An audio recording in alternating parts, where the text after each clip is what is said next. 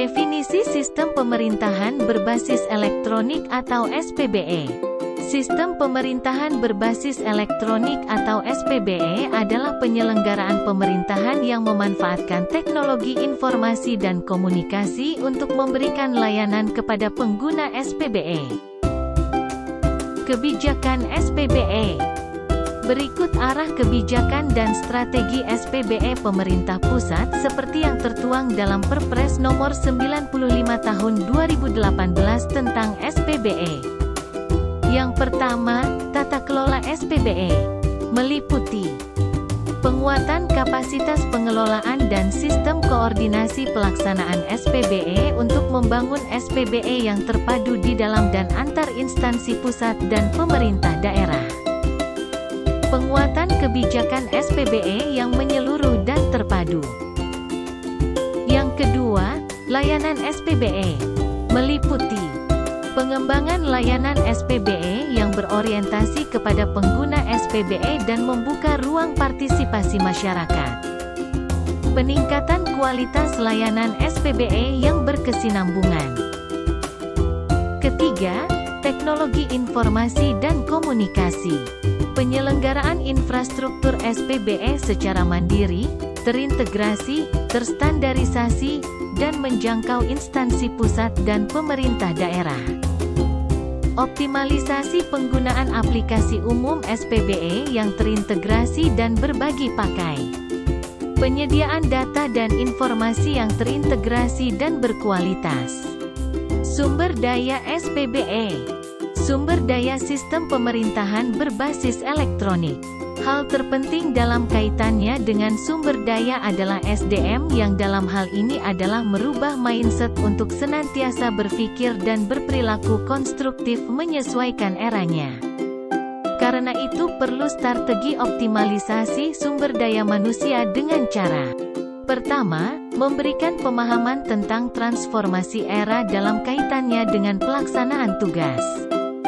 Kedua, memberikan pelatihan tentang bagaimana cara menjalankan dan mengendalikan sistem yang dibangun, Smart ASN. Ketiga, memberikan reward dan punishment sebagai bagian dari motivasi kerja.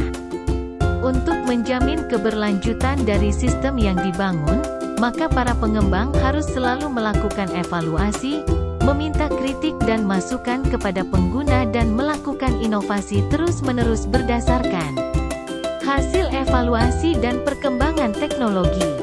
Dengan cara berinovasi tiada henti terhadap apa yang dibangun dan kembangkan, maka tingkat keberlanjutannya akan sangat mungkin. Sumber daya manusia diperlukan sebagai super admin, pengembang dan programmer, admin, pengelola pada level provinsi jika merupakan instansi vertikal subadmin. Sumber daya berupa keuangan diperlukan sebagai biaya operasional berupa maintenance, biaya sewa hosting dan cloud, server, perangkat komputer dan peralatan lainnya. Keuntungan dan kerugian SPBE. Keuntungan e-government bagi rakyat. Pelayanan servis yang lebih baik kepada masyarakat. Informasi dapat disediakan 24 jam. Peningkatan hubungan antara pemerintah, pelaku bisnis, dan masyarakat umum. Pelaksanaan pemerintahan yang lebih efisien. Teknologi informasi dan komunikasi yang dikembangkan dalam pemerintahan atau yang disebut e-government. E-government juga dapat mendukung pengelolaan pemerintahan yang lebih efisien. Masyarakat dapat memberi masukan mengenai kebijakan yang dibuat pemerintah sehingga dapat memperbaiki kinerja pemerintah. Selain tampilan dan paduan warna yang menarik, informasi-informasi yang disajikan sangatlah lengkap dan up-to-date. Terdapatnya informasi transportasi, informasi valuta asing, serta info tentang tinggi muka air. Website ini mencakup banyak aspek seperti hukum, agama, sosial dan budaya, bisnis dan kawasan bisnisnya, pendidikan, dan sebagainya. Semua terbuka untuk pemerintah dan masyarakat. Kerugian e-government bagi rakyat. Semakin bebasnya masyarakat mengakses situs pemerintah akan membuka peluang terjadinya cybercrime. Kurangnya interaksi atau komunikasi antara admin, pemerintah, dengan masyarakat. Kelemahan utama tentang e-government adalah kurangnya kesetaraan dalam akses publik untuk keandalan internet informasi di web. Pelayanan yang diberikan situs pemerintah belum ditunjang oleh sistem manajemen dan proses kerja yang efektif. Belum mapannya strategi serta tidak memadainya anggaran yang dialokasikan untuk pengembangan e-government. Inisiatif merupakan upaya instansi secara masing-masing. Kesenjangan kemampuan masyarakat untuk mengakses jaringan internet. Tantangan dalam penerapan SPBE meliputi 1. Instansi belum menyediakan sistem aplikasi yang menyeluruh dalam pelayanan. 2. Diperlukan adanya kolaborasi dan integrasi baik secara internal maupun eksternal.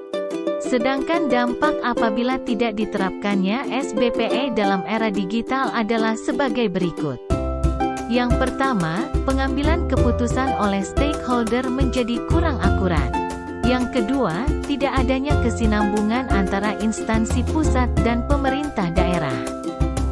Yang ketiga, kualitas layanan publik yang kurang.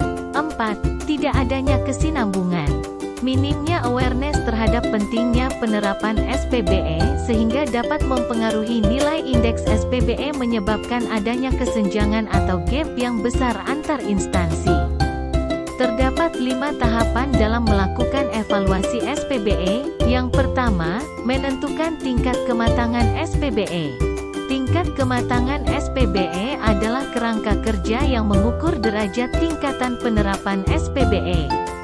Pelaksanaan evaluasi tingkat kematangan indeks SPBE dilakukan melalui salah satu atau kombinasi dari metode evaluasi dokumen, wawancara, dan observasi lapangan.